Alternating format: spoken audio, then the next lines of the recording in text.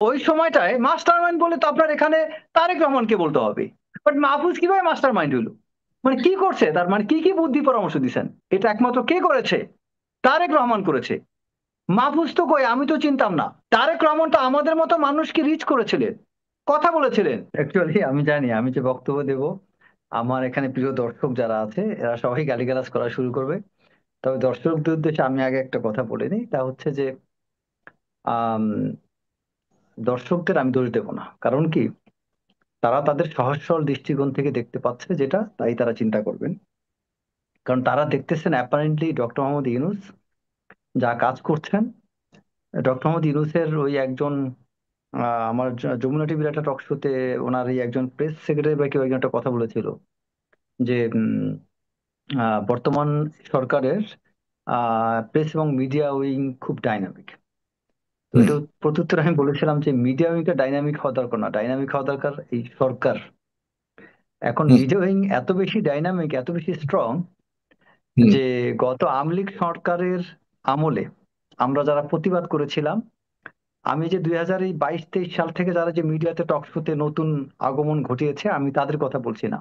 আমি তারেকের মতো যারা, আমরা যারা 15-16 সাল থেকে যারা সরাসরি মিডিয়াতে কথা বলছি, 16 সালের ছাত্র আন্দোলনে আমি নিজে মাঠে ছিলাম, হুম। 18 সালের সময় মাঠে ছিলাম। সো আমরা যারা অনেক আগে থেকে মাঠে ঘাটে টক শো মিডিয়াতে কথা বলছি, মামলা খেয়েছি, তারা আমরা জানি যে এটার কত কষ্ট করতে হয়েছে। সেই মানুষগুলোকে কিন্তু আজকে আমরা যারা গুম খুন মামলা হামলার শিকার হয়েছি আওয়ামী লীগের সময়, এটার বিপরীতে ডক্টর মোহাম্মদ ইউনূসের সময় গুম খুন মামলা হামলার বিপরীতে উনি চমৎকার একটা টুল দাঁড় করেছেন, সেটা হচ্ছে freedom of media, freedom of speech.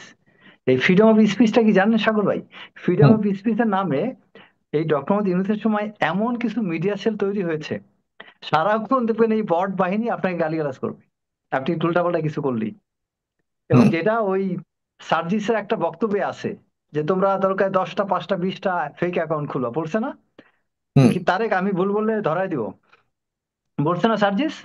প্রকাশ্যে সে বলছে যে তোমরা 15-20টা করে একটা 5টা 10টা করে ফেক আইডি খোলো। তো এই যে এখন যারা আছে, যেভাবে এই যে মোরাল ডিগ্রেডেশন, একটা মানুষকে গালিগালাজ করা, আজে বাজে ইয়ে করা, এগুলো কি আসলে আমরা এটা চাই? আমি আপনাদের দর্শক, আপনাদের উদ্দেশ্যে বলি, আমিও ডক্টর মোহাম্মদ ইউনূসকে চাই। আমি ডক্টর মোহাম্মদ ইউনূসকে যখন উনি ক্ষমতা আসেন আমার মনে হয় আমি অনেক টক শোতে, আপনার জিটিভি টক শো যদি দেখেন বা একুশে টিভি, ডিবিসি, তারপরে এই সাগর ভাইয়ের অনুষ্ঠানে অনেক প্রশংসা করছি ডক্টর মোহাম্মদ ইউনূসের, যে একটা আনপ্যারালেল পারসন। এক্সপেকটেশন অনেক হাই ছিল। কিন্তু সেই জায়গাটায় কি আমরা ডক্টর মোহাম্মদ ইউনূসের সময় আমরা কি মোরাল ডিগ্রেডেশন, নৈতিক অবক্ষয় কামনা করতে পারি? যেই সময়ে কেউ ওনার বিরুদ্ধে বক্তব্য দিলেই তাকে সোশ্যাল মিডিয়াতে গালিগালাজ করা হয়। আপনারা বলেন আওয়ামী লীগের সময় কিন্তু এইরকম গালিগালাজ করা হোক, মানে করছে, এতটা বেশি না।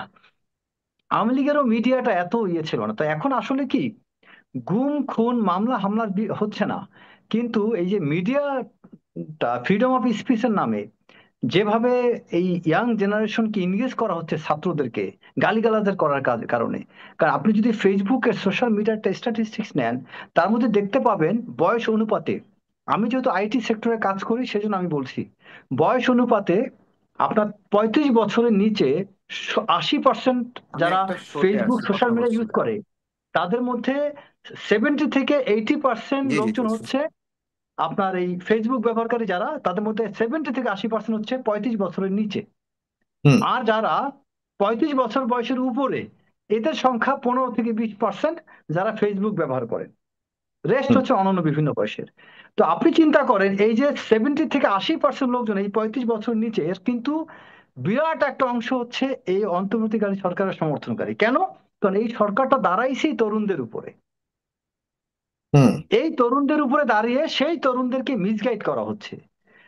এই তরুণরা একটা সত্য বোঝার চেষ্টা করে না যে আজকে আমরা যে বিভাজন হচ্ছি, ডক্টর মোহাম্মদ ইউনূসের সরকার যে আমরা আলাদা আলাদা হয়ে যাচ্ছি, এটা কিন্তু ডক্টর মোহাম্মদ ইউনূসের ভুল। কারণ আমরা তো সবাই আন্দোলন করছি, কেন তারেককে প্রতিপক্ষ ভাবছি, কেন বিভিন্ন জনকে প্রতিপক্ষ ভাবছি? যদি নুরু ভুল করে থাকে, তারেক ভুল করে থাকে, ডক্টর মোহাম্মদ ইউনূস তাদেরকে ডেকে ডেকে এক জায়গায় বসুক না কেন, আলোচনা করে না কেন? সে তার কাছে নিয়ে কেন কয়েকজন সমন্বয়ক ছাত্রকে বসাইলো? কেন নির্দিষ্ট একটা গ্রুপকে তিনি জায়গা দিচ্ছেন, কেন অন্যান্য সবাই জায়গা পাচ্ছে না? আচ্ছা, তারপরে আপনি খেয়াল করেন এই তরুণরা একটা সত্য বুঝে না, যে এই বাংলাদেশের শেখ হাসিনার সময় ফ্যাসিস্ট গভর্নমেন্ট পিরিয়ডে সবচেয়ে বড় আমাদের ব্যথা বেদনা ছিল গুম খুনের ব্যতীত, সেটা ছিল ভারতের প্রতি তাবেদারি। আপনি খেয়াল করে দেখেন, এই ডক্টর মোহাম্মদ ইউনূস ক্ষমতা আসার পর একটা চুক্তি দেখান ভারতের সাথে যেটা উনি বাতিল করছেন, একটা চুক্তি। আওয়ামী লীগের সময় থেকে শুরু করে শেখ মুজিবের সময় থেকে শুরু করে আওয়ামী লীগ সময় পুরাটা যত চুক্তি হয়েছে ভারতের সাথে, সামরিক চুক্তি বলেন, পানি চুক্তি বলেন, ল্যান্ড চুক্তি বলেন, ট্রানজিট বলেন, সকল চুক্তির যে কোনো একটা চুক্তি দেখা যেটা ডক্টর মোহাম্মদ ইউনূস বাতিল করছে। অন্তত পক্ষে সামরিক চুক্তিগুলো তো বাতিল করতে পারতো, যতগুলো মেমোরান্ডাম অফ আন্ডারস্ট্যান্ডিং হয়েছিল, তাও কিন্তু হুম করেন নাই। বরং কি করছে ডক্টর মোহাম্মদ ইউনূসের সময়, তিনি ওই যে আহ, আদানির নাকি বিলের টাকা দিয়ে দিচ্ছেন। তো অনেকে বলতে পারে এটা বকেয়া বিল দিচ্ছে, কিন্তু আমি বললাম যে বরং ভারতকে তো কোথাও তিনি বাধা দেন নাই, ঠেকান নেই।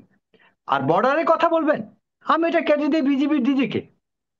বর্তমান বিজিবির ডিজি তিনি দেশপ্রেমিক বলে তিনি এই বর্ডার এলাকায় তিনি অনেক কিছু ভূমিকা রাখছেন। আমি তো এখানে ডক্টর মোহাম্মদ ইউনূসের কোনো ক্রেডিট দেখি না।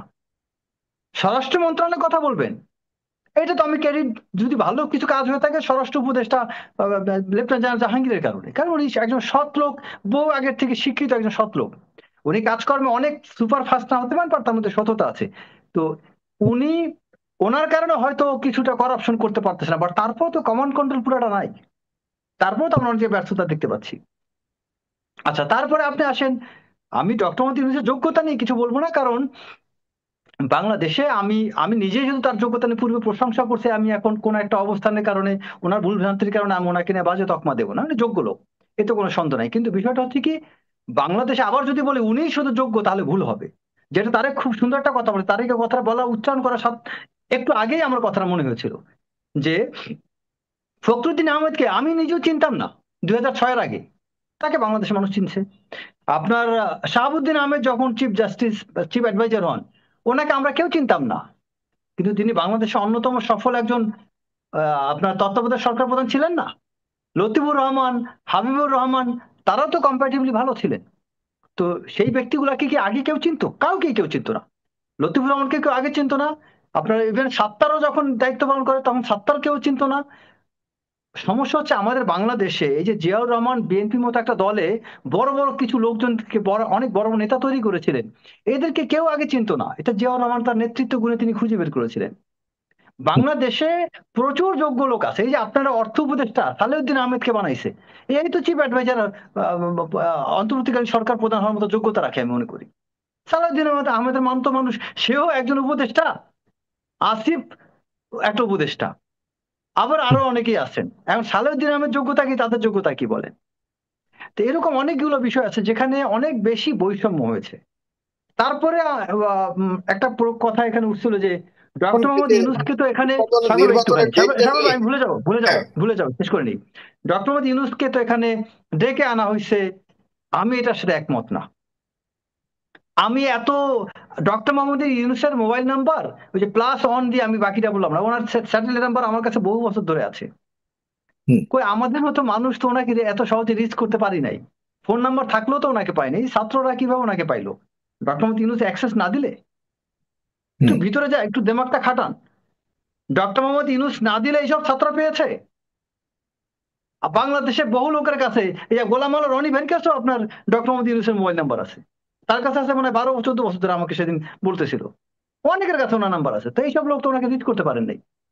রনি ভাইয়ের মতো মানুষকেও তো উনি ডাকেন নাই, তার সাথে তো পরিচয় ছিল। এই হ্যাঁ, যে কিন্তু একবার এর মানে তানভীর ভাই এই না আছে, যে একজন অ্যাডভোকেট সবাই তানভীর, তার সাথে স- পরিচয় আছে। তো না। বিষয় হচ্ছে কি, ডক্টর মোহাম্মদ ইউনূস এটা পরিকল্পিত, সুপরিকল্পিত একটা বিষয়। তিনি তার পরিকল্পনা অনুযায়ী সিচুয়েশন তিনি ক্রিয়েট করেছেন, পরিস্থিতি, স্টোরি, তিনি ন্যারেটিভ তিনি তৈরি করেছেন, এমন ভাবে পটভূমি তৈরি করেছেন, যে পটভূমি তার ডিমান্ড তৈরি করবে এবং তার নামটা উচ্চারিত হবে।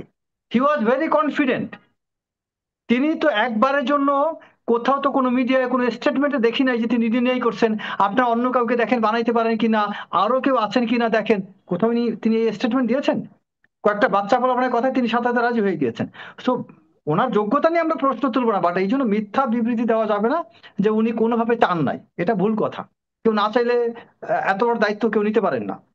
আর তারপরে আরেকটা জিনিস বলি, আপনি দেখেন এই ডক্টর ইউনূসের সময়, সাগর হুম ভাই খেয়াল করে দেখেন, 1011 কোটি টাকার দুর্নীতি আমরা পেপার পত্রিকায় দেখতে পাচ্ছি। এটা আমি ইনভেস্টিগেশন করে 1011 কোটি টাকা, টাকা নাও কম হোক, একজনে দুর্নীতি করছে, এক পিএস করছে 311 কোটি টাকা, আরেকজনে করছে 150 কোটি টাকা, আর দুইজনে 150 আর 150, আরেকজনের ব্যাপারে 400 কোটি টাকার। আমি সব বাদ দিয়ে আমি প্রমাণিত কিছু হয়নি, অভিযোগ প্রমাণিত হয়নি। যাই হোক, হ্যাঁ। সে বললাম হয়েছে। এখন একইভাবে শেখ হাসিনার আমলে শেখ হাসিনার পিএ জাহাঙ্গীর 400 কোটি টাকা, সেটা তো প্রমাণিত হয় নাই, সেটা তো অভিযোগ দাঁড়াইছে পত্রিকা আসছে। তাহলে শেখ হাসিনার সময় এই সময় পার্থক্যটা কি দাঁড়াইলো? এত হুম অল্প সময়ে যদি আপনি এত টাকার দুর্নীতির প্রশ্ন তুলতে পারে, তাহলে শেখ হাসিনার সেই ফ্যাসিস্ট গভর্নমেন্ট আমলে আমরা এখন কি পার্থক্য? অ্যাকচুয়ালি সত্যিকার অর্থে দেখেন যে এই সরকার যেভাবে মুভ করতেছে তাতে নির্দিষ্ট একটা দল বেনিফিশিয়ারি হচ্ছে, শুধু হুম এনসিপি। আপনি দেখেন নির্দিষ্ট একটা গ্রুপ সরকারের প্রতি খুশি, নির্দিষ্ট একটা পার্টি সরকারের প্রতি খুশি। আপনি বলেন একটা সরকার যত ভালো হোক, আপনারা আমাকে বলেন, দর্শকরা আপনারা আমার গালি দেন তাও আমি প্রশ্ন করি, যত বড় জনপ্রিয় একদম নিখুঁত কাজ করতেছে একটা সরকার, হুম তারপরেও তো সরকারের মানুষ সমালোচনা করে না, আমরা করতেছি না, এনসিপি কেন সমালোচনা করে না বলেন? একটা ব্যক্তি বলতে পারবেন এই পর্যন্ত এনসিপি অন্তর্বর্তীকালীন সরকারের কোন একটা জায়গায় সমালোচনা করছে? কোথাও করে নাই। কেন করে নাই? কারণ এনসিপি অন্তর্বর্তীকালীন সরকার, অন্তর্বর্তীকালীন সরকারই হচ্ছে এনসিপি। কোনো পার্থক্য নেই, দুইটা একই জিনিস, ওইটাই সাদা ছাগল, ওইটাই কালা ছাগল। তো আপনি একই হ্যাঁ, কারণ রূপ দেখতে তারা পাচ্ছেন। তো 24-এ তারা আন্দোলনকে নেতৃত্ব দিয়েছিল, এরপরেই তো তারা হ্যাঁ, সরকার গঠনে প্রধান ভূমিকা রেখেছিল, এবং তাদের পছন্দেই এসছে জনাব ডক্টর মোহাম্মদ ইউনূস। তারা না সুন্দর না না তারা এটা কিন্তু আন্দোলন একটা করেছিল, তারা একটা না না, সাগর ভাই একটা সেকেন্ড, তারা আন্দোলনের নেতৃত্ব দিয়েছেন এটা আমি মানি না। তারা আন্দোলনে ছিল, তাদের ডেডিকেশন, নাহিদ, হাসনাত, সার্জিস, মাহফুজ, তাদের ডেডিকেশন অতুলনীয়। তারা হুম, পুরস্কার প্রাপ্য, এটার জন্য তাদের প্রাপ্যতা আছে পুরস্কারের, তারা অবশ্যই এটা পাওয়ার তো অধিকার আছে। তারাই তো তবে মাস্টার মাইন্ড, এটা তো না, বলা হচ্ছে। এটা সম্পূর্ণ ভুল কথা। কে বলছে তারা mastermind? Who told you? কে বলছে মাস্টার মাইন্ড? দেশের প্রধান বলেছে। না ও তো না না, মানে দেশের প্রধান, দেশের প্রধানই তো বলেছে, এর বলছে, বাইরে আর কি দেশের লাগে? প্রধান বলছে, বাট মাহফুজ কিভাবে মাস্টার মাইন্ড হলো?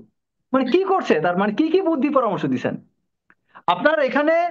ওরা একটা জিনিস কি, আমি ওদেরকে সমালোচনা করছি মানে আমি তাদেরকে আন্ডারমাইন করতেছি না, বাট তাদেরকে বেশি আসমানে উঠানোটা ভুল হচ্ছে আমাদের। এই ওই সময়টায় মাস্টার মাইন্ড বলে তো আপনার এখানে তারেক রহমানকে বলতে হবে। হুম তিনি বরং, মাস্টার মাইন্ড কি হয় সাগর ভাই? Who becomes the mastermind? Mastermind হচ্ছে যিনি একটা ব্রেন চাইল্ড তৈরি করেন, যেই ব্রেন চাইল্ডের উপর ভিত্তি করে অনেক হুম স্টেক হোল্ডারকে তিনি ম্যানেজ করেন, অর্গানাইজ করেন, তিনি প্রশাসন ম্যানেজ করেন, তিনি ছাত্রদেরকে ম্যানেজ করেন, তিনি বিভিন্ন স্কলারদেরকে ম্যানেজ করেন, তিনি বিভিন্ন সাহসী তরুণ যারা এই মাঠ কাঁপাতে পারবেন সেই রকম মানুষদের সাথে ই করেন, রাজনীতিবিদদের সাথে ম্যানেজ করেন, দলগুলোকে ম্যানেজ করেন। এটা একমাত্র কে করেছে? তারেক রহমান করেছে। মাহফুজ তো কই, আমি তো চিনতাম না। তারেক রহমান তো আমাদের মতো মানুষকে রিচ করেছিলেন, কথা বলেছিলেন, এই হুম তোমরা কি এখানে ই করতেছো, ওইখানে অমুক ছাত্র অমুক হসপিটাল আছে দেখতে গিয়েছো, ওই জায়গায় তারে এই এই যে আমাদের এই যে আম জনতা পার্টির তারেক ও কি করতেছে, নুরু কি করতেছে, তাই নুরু তাদের টাকা লাগবে কিনা, তাদেরকে টাকা পয়সা দেওয়া, এই তারেকের মতো নেতাদেরকে খোঁজ খবর রাখা, আপনার বিভিন্ন সিনিয়র নেতাদেরকে, পলিটিক্যাল পার্টিকে, মাহমুদুর রহমান মান্না, সাকি, জোনায়েদ সাকি, এইসব জায়গায় কোঅর্ডিনেশন কে করছে? ব্যারিস্টার আন্দালিব রহমান পার্থ, তাকে তারেক রহমান ফোন করে অনেক নির্দেশনা দিচ্ছেন। কোথা থেকে এগুলো মিটিং হচ্ছে? তারপরে ঢাকা বিশ্ববিদ্যালয়ের ভিসি, প্রো ভিসি, বিভিন্ন শিক্ষকরা, প্রফেসর মামুনের মতো মানুষের সাথে কোঅর্ডিনেশন, এগুলো কে করছেন? তারেক রহমান করছেন। আপনার মাহফুজ কতজনের সাথে কথা বলছেন? তারেক রহমানের কথায় অনেক police officer, retired police officer সম্পৃক্ত ছিল। ওই যে লন্ডনে আছে আপনার ইয়ে আপনার নাম কি, গিয়াসুদ্দিন রিমন, এরকম পুলিশ অফিসার রিটায়ার্ড। তারপর ওই জায়গায় আছে ব্যারিস্টার জিল্লুর, পুলিশের এখন ডিআইজি আপনার সারদায় আছে। তারপরে আপনার ওই যে আপনার এরকম এসব কোঅর্ডিনেশন গুলো কে করছে? আমাদের অনেক রিটায়ার্ড মিলিটারি অফিসার, তাদের সাথে তারেক রহমান কন্ট্যাক্ট করছেন। হুম মাহফুজ হাসনাত সাজিদ তারা কষ্ট করছে, কিন্তু তারা যেটা করেনি সেটা কেন বলতেছি? তারা মাঠে ছিল, তারা যেটা করতেন সেটা সেটা তারেক রহমান পারতো না, আমিও পারতাম না। আবার তারেক রহমান যেটা করছে সেটা তারাও পারতো না। আপনার মাহফুজুর রহমান মান্না যেটা করছে সেটা তো মাহফুজ হাসনাত পারতো না। জুনায়েদ সাকিব যেটা করছে এটা হাসনাত পারতো না। হাসনাতরা যেটা করছে এটা জুনায়েদ সাকিব পারার কথা না। ব্যারিস্টার আন্দালিব রহমান পার্থ তার বক্তব্য দিয়ে মোটিভেট যেটা করতে পারছে, সেটার ওই মোটিভেশন আপনার হান্নান মাসুদের কথা হয় নাই। জি আপনার আপনার এই যে ইয়া নুরুল হক নুরু, তারপরে ওর সাথে যে একটা ছেলে আছে কি নাম, রাশেদ, এরা যে মাঠে যা করছে আমি নিজের চোখে দেখছি। আমার পরিষ্কার মনে আছে আপনার সেই ইসের কথা, 28শে অক্টোবরের কথা আমার নিজের সচক্ষে দেখা। নুরুল হক যখন পুলিশ গ্রেনেড কি বলে সাউন্ড গ্রেনেড মারতেছিল, তখন নুরুল হক নুরু খুব সবাইকে খুব বলছিল যে আমি সামনে আছি তোরা সামনে আয়। কিছুক্ষণ পরে দেখি নুরু নাই। আমি একটু সামনে আগে জিজ্ঞাসা করলাম একজন কোথায়, যে অ্যারেস্ট হয়ে গেছে। তারপরে ওই সময়ের পরে আবার যখন এই জুলাই অভ্যুত্থান হয় সেই সময় একই ঘটনা। তো এখানে কিছু বিষয় হচ্ছে কি, যে এগুলো তো স্বীকার করতে হবে, অ্যাডমিট করেন, রেকগনিশন দেন। ডক্টর মোদী ইউনূস ঈদের নামাজে গেছেন, সেখানে কেন এগুলা করবে? বাংলাদেশের ইতিহাসে আরো তো জনপ্রিয় সরকার ছিল, জিয়াউর রহমানের চেয়ে জনপ্রিয় তো কেউ হয় নাই। তার সময় কি ঈদের নামাজ এগুলো হয়েছে নাকি?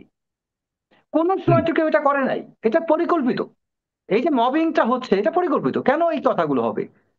ওখানে তাকে যদি বলে থাকে ওখানে 2 লাখ লোক, তাহলে বাংলাদেশে 10 লক্ষ লোক তো ভোটের কথা বলছে, নির্বাচনের কথা বলছেন।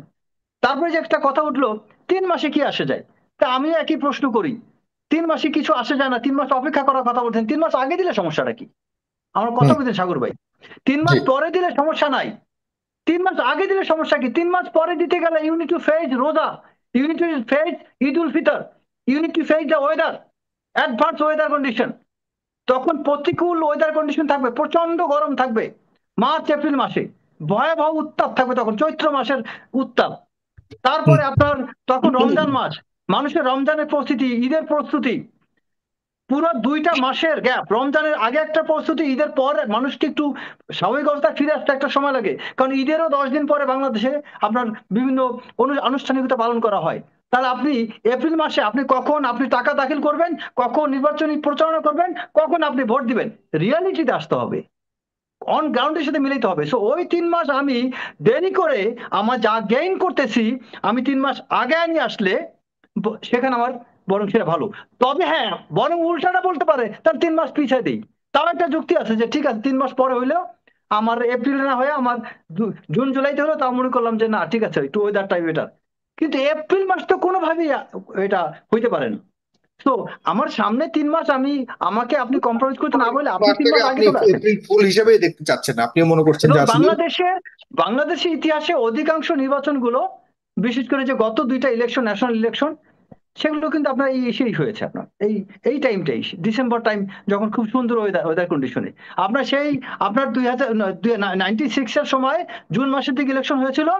তার পরবর্তী মোস্ট অফ দ্য ইলেকশন কিন্তু আপনার সাধারণত এই বিষয়গুলো বিবেচনা করেই ডেট ফেলানো হয়েছিল। তো আমি মনে করি আমাদের যে সত্যিকার অর্থে নিরপেক্ষতা বজায় রাখা উচিত। নিরপেক্ষতা মানে এই না কারো বিরোধিতা, নিরপেক্ষতা মানে এই না যে আবার আমি অন্যায় প্রতিবাদও করি নাই। তো যে নিরপেক্ষতা মানে আমি মনে করি হচ্ছে আমাদের যার যার বিবেকে যেটা আসে সেই সত্যটাকে আমার উপস্থাপন করা। অনেক কিছু আছে আপনার দৃষ্টিতে আপনি মনে করেন রাইট, আমার দৃষ্টিতে আমি মনে করি রাইট, সবার মতভেদ থাকতে পারে, ওইটাকে আমি গ্রহণ করি। কিন্তু যে আমাদের মতভেদ মানে এই না যে আপনি মতভেদের মাত্রাটা আপনি সীমা ছাড়া যাবেন। থ্যাংক ইউ, সালাম আলাইকুম। অনেক ধন্যবাদ। জি।